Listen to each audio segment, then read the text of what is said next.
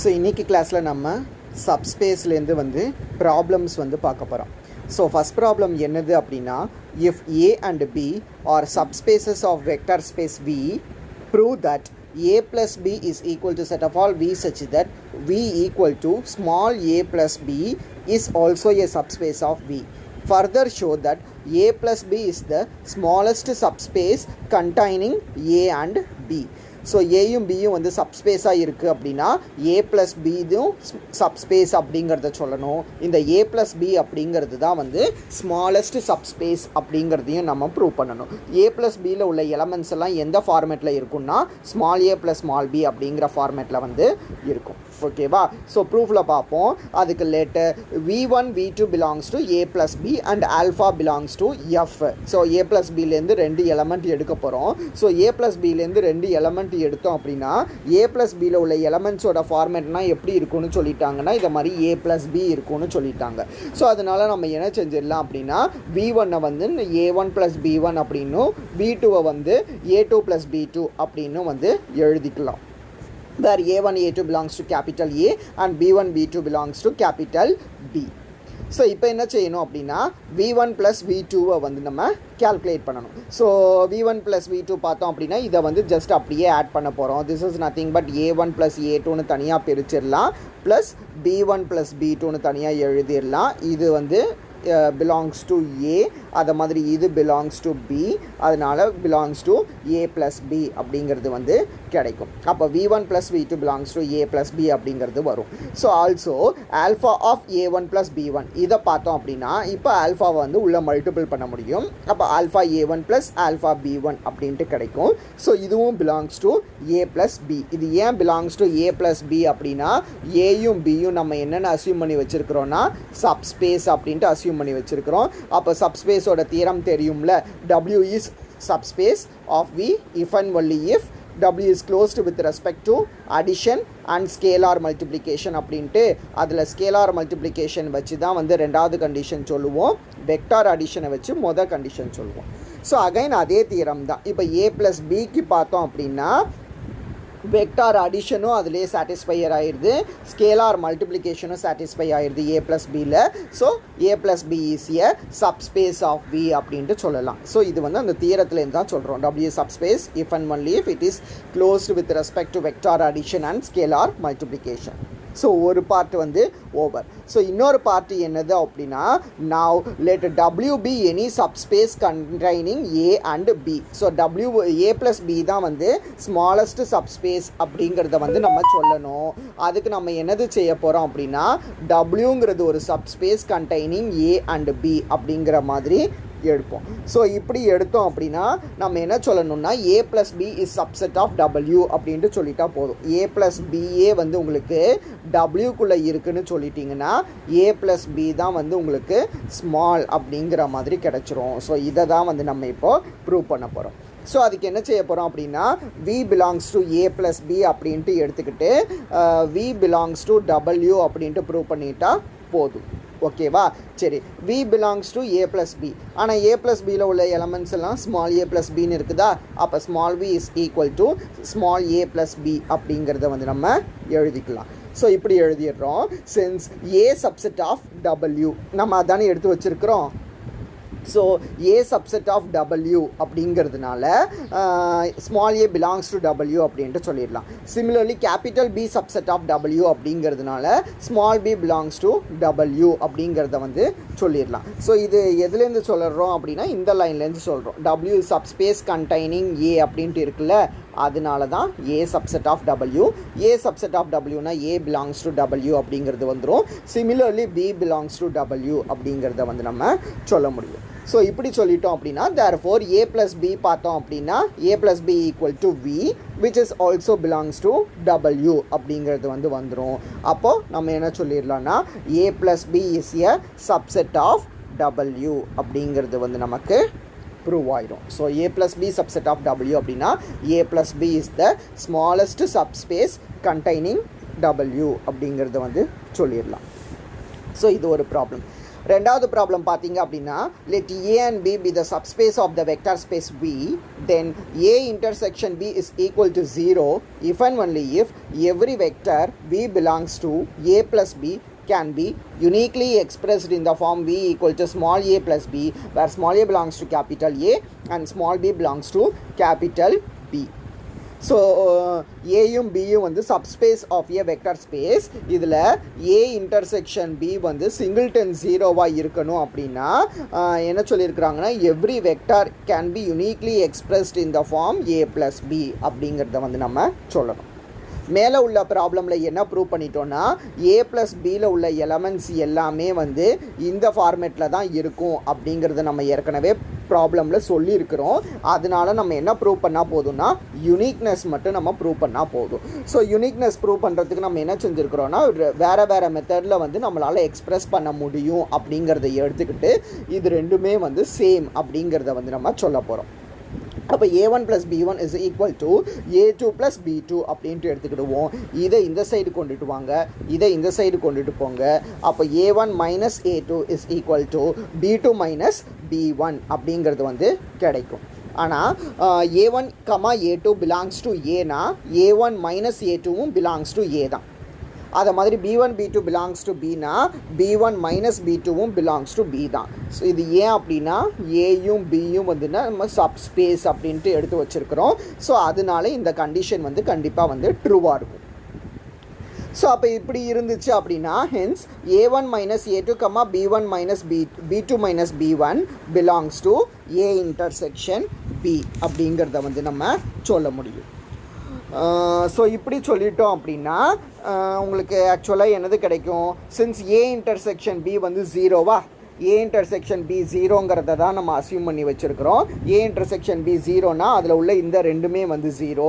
So இந்த ரெண்டுமே ஜீரோனா உங்களுக்கு என்னது கிடச்சிரும்னா a1 - a2 = 0 போடும்போது a1 = a2ன்னு கிடைக்கும்.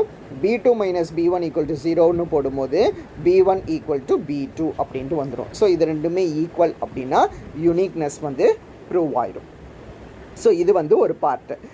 இன்னொரு பார்ட்டு பார்த்தோம் அப்படின்னா conversely suppose that any element in a plus b can be uniquely expressed in the form a plus b, where small a belongs to capital A and small b belongs to capital B அப்படின்னா a intersection b வந்து நம்ம singleton 0 அப்படின்ட்டு சொல்லணும். Suppose அப்படி வந்து அது எம்டியாக இல்லை, ஜீரோவாக இல்லை அப்படின்னா அப்போ என்ன மீனிங்? ஆட்டோமேட்டிக்காக அதில் ஏதோ அட்லீஸ்ட் ஒரு எலமெண்ட்டாவது இருக்குது அப்படிங்கிற மாதிரி வந்துடும்.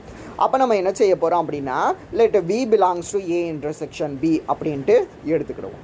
ஸோ நம்ம என்ன சொல்லியிருக்கிறோம் அப்படின்னா every element can be uniquely expressed இந்த ஃபார்ம் a + bங்கிறது தான் அசியூம் பண்ணி வச்சுருக்கிறோம்.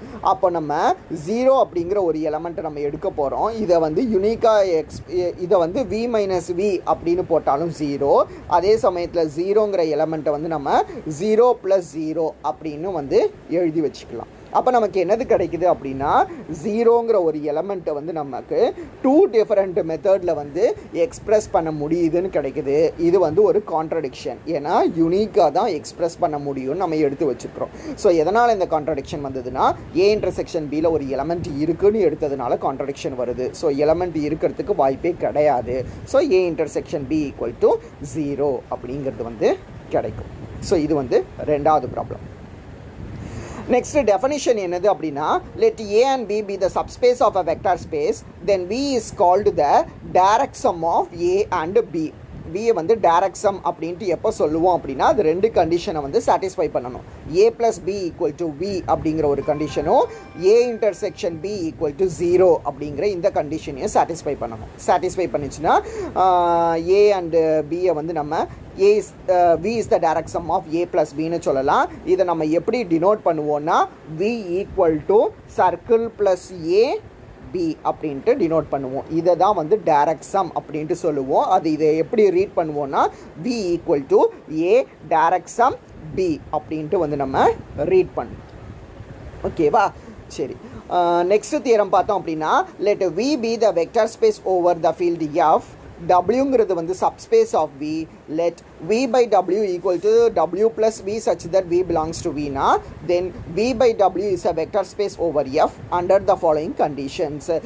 W plus V1 plus W plus V2 is equal to W plus V1 plus V2. அதே மாதிரி alpha of W plus V1 is equal to W plus alpha V1. அதாவது vector அடிஷனையும் scalar மல்டிப்ளிகேஷனையும் வந்து define பண்ணியிருக்கிறாங்க. So இப்படி வந்து V by Wவில் define பண்ணோம் அப்படின்னா இந்த V by Wவை வந்து நம்ம வெக்டார் ஸ்பேஸ் அப்படின்ட்டு வந்து சொல்லணும். ஸோ வெக்டார் ஸ்பேஸோட டெஃபினிஷன் ஞாபகம் இருக்கா? வெக்டார் ஸ்பேஸ் அப்படின்னா வந்து அது வந்து ஃபஸ்ட்டு என்னவாக இருக்கணும்? எபிலியன் குரூப்பாக இருக்கணும். எபிலியன் குரூப்பாக இருக்கணும்னா இதுவே வந்து ஒரு 5 கண்டிஷன்ஸை வந்து சாட்டிஸ்ஃபை பண்ணணும். ரெண்டாவது கண்டிஷனில் வந்து ஒரு 4 கண்டிஷன் வந்து நம்ம கொடுத்துருப்போம் ஸ்கேலாரை வச்சுக்கிட்டு. ஸோ இந்த 4 கண்டிஷன் வந்து சாட்டிஸ்ஃபை பண்ணணும். மொத்தமாக இது எல்லாத்தையும் சாட்டிஸ்ஃபை பண்ணுற ஒரு ஸ்பேஸை தான் வந்து நம்ம என்னென்னு சொல்லுவோம்னா வெக்டார் ஸ்பேஸ் அப்படின்ட்டு சொல்லுவோம். ஸோ இது எல்லாத்தையும் தான் வந்து இந்த ப்ராப்ளமில் வந்து நம்ம ப்ரூவ் பண்ணணும். ஸோ எபிலியன் குரூப்போட முதல் கண்டிஷன் என்னதுன்னா க்ளோஸ்டு அல்லது வெல் டிஃபைன்ட் ஆப்ரேஷன் அப்படிங்கிறத வந்து சொல்லுவோம். ஸோ நம்ம வந்து டிஃபைன் பண்ணியிருக்கிற இந்த ரெண்டையுமே வந்து வெல் டிஃபைன்டு அப்படிங்கிறத தான் வந்து முதல்ல ப்ரூவ் பண்ண போகிறோம். ஸோ அதுக்கு பார்த்தோம் அப்படின்னா since W is A subspace of V, Wங்கிறது வந்து Vயோட சப்ஸ்பேஸ் அப்படிங்கிறதுனால அதை வந்து நம்ம சப் குரூப் ஆஃப் V அப்படின்ட்டு சொல்லிடலாம். சப்ஸ்பேஸாக இருந்தாலே கண்டிப்பாக அது சப் குரூப்பாக இருக்கணும். ஆனால் V with respect to plus வந்து ஒரு எபிலியன் குரூப் அப்படின்ட்டு தெரியும். Vector space with respect to the addition operation வந்து எபிலியன் குரூப் அப்படிங்கிறது வந்து நமக்கு தெரியும். அதனால Wவை என்ன சொல்லிடலாம் அப்படின்னா வந்து நார்மல் சப் குரூப் அப்படின்ட்டு சொல்லிடலாம். ஏற்கனவே இங்கே சப் குரூப்புங்கிறது இருக்குது, எபிலியனும் சாட்டிஸ்ஃபை ஆகிறதுனால இதை வந்து நம்ம நார்மல் சப் குரூப் அப்படின்ட்டு சொல்லலாம். ஸோ நார்மல் சப் குரூப்போட ப்ராப்பர்ட்டி படி ஃபஸ்ட்டு கண்டிஷன் வந்து உங்களுக்கு வந்து வெல் டிஃபைன்ட் அப்படிங்கிறது வந்து கிடச்சிரும். ஸோ இது வந்து வெல் டிஃபைன்டு அப்படிங்கிறத வந்து நம்ம சொல்லிடலாம். ஸோ இப்போ வந்து ரெண்டாவது ஒன்றை வந்து நம்ம வெல் டிஃபைன்டு அப்படின்ட்டு வந்து ப்ரூவ் பண்ணணும். ஸோ அதுக்கு வந்து நம்ம என்ன செய்ய போகிறோம் அப்படின்னா W plus V1 is equal to W plus V2 அப்படிங்கிற மாதிரி எடுத்துக்கிடுவோம்.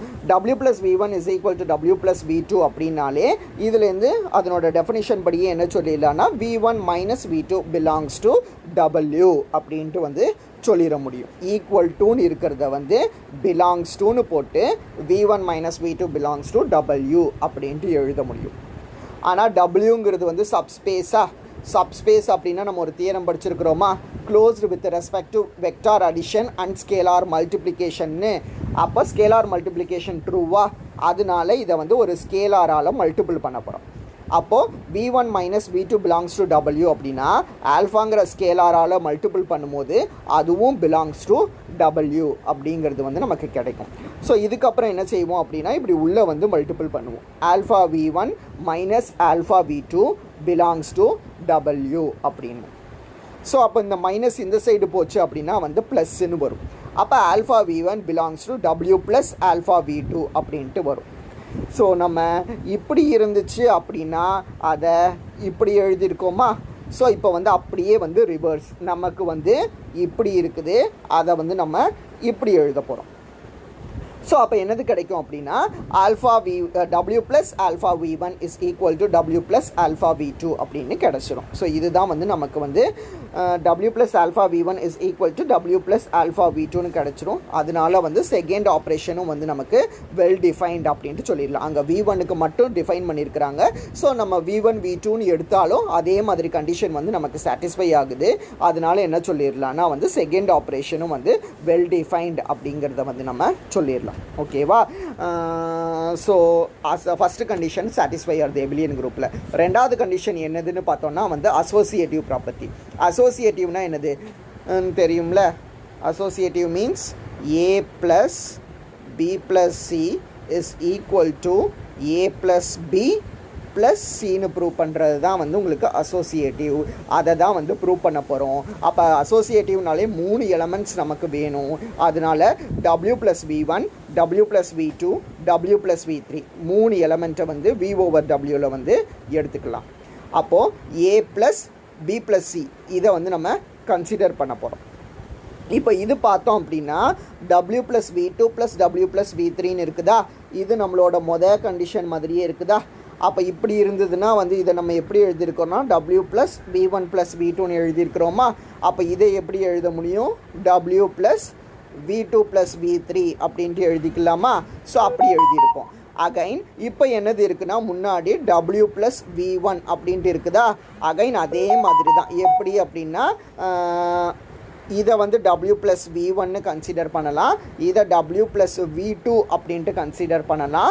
அப்போ நீங்கள் ரெண்டையும் ஆட் பண்ணிங்கன்னா உங்களுக்கு என்னது கிடைக்கும்னா w + v1 + v2 + v3 அப்படிங்கிறது வந்து கிடைக்கும். இப்போ இதை நம்ம எப்படி ரெண்டாக பிரிக்க போகிறோம் அப்படின்னா w + v1 + v2 ஒரு டேர்மும் ப்ளஸ் w + v3ங்கிறது ஒரு டேர்மும் பிரிப்போம். அதுக்கப்புறம் இதை எப்படி பிரிச்சிடலான்னா w + v1 + w + v2ன்னு பிரிச்சிடலாம். ஏற்கனவே w + v3ங்கிறது வந்து இருக்கும். அப்போ உங்களுக்கு என்னவாகும் அப்படின்னா வந்து அசோசியேட்டிவ் ப்ராப்பர்ட்டி வந்து சாட்டிஸ்ஃபை ஆகும். ரெண்டாவது கண்டிஷன் முடிஞ்சுது.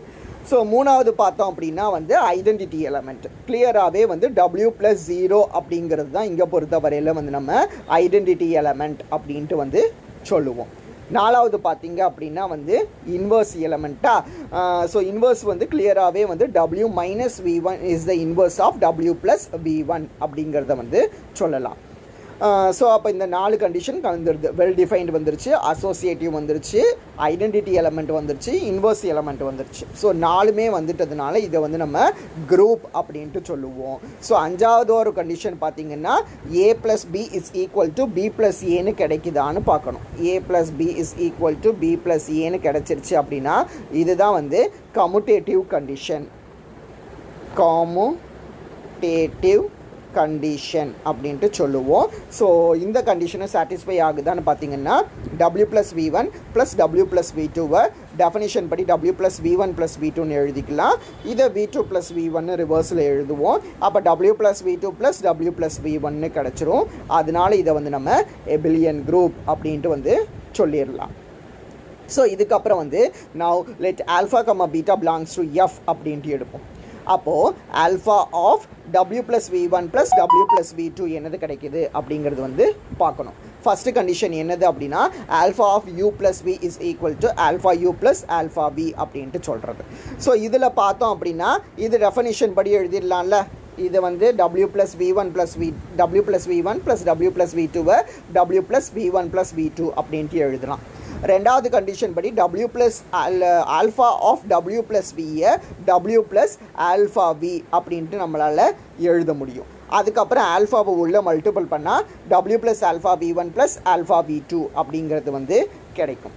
ஸோ இப்படி கிடைச்சிது அப்படின்னா அகைன் இதை ரிவர்ஸில் வந்து தனித்தனியாக பிரித்து எழுதுவோம். w + alpha v1 + w + alpha v2 அப்படின்ட்டு. அப்போ நமக்கு என்னது கிடச்சிரும்னா w of alpha of w + v alpha u + alpha v அப்படிங்கிறது வந்து கிடச்சிரும். ஸோ மொதல் கண்டிஷன் வந்து சாட்டிஸ்ஃபை ஆயிடுச்சு. ரெண்டாவது கண்டிஷன் பார்த்தோம்னா alpha + beta of u = alpha u + beta u அப்படிங்கிறத வந்து ப்ரூவ் பண்ணணும். So alpha + beta of w + v1 எடுப்போம். அப்போ இதை ரெண்டாவது கண்டிஷன் படி w + alpha + beta of v1 எழுதிக்கலாம். அகைன் இதை வந்து உள்ள மல்டிபிள் பண்ணி ஆல்ஃபா v1 + பீட்டா v1 அப்படின்ட்டு எழுதலாம்.